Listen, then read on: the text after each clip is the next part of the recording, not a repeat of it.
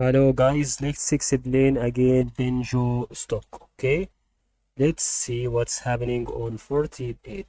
We see an increase in momentum, so it's about now a high value. We cannot invest right now.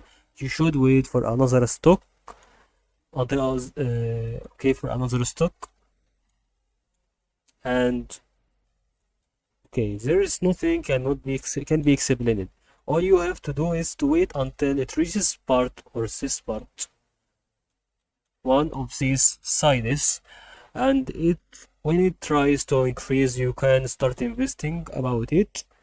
Okay, I hope it can goes to the lower value until here, for example, and this is the lowest value where the BNGO reached, which is about 50 cents, and the high value which it was reached is about 15 USD. That's what we wanted to explain.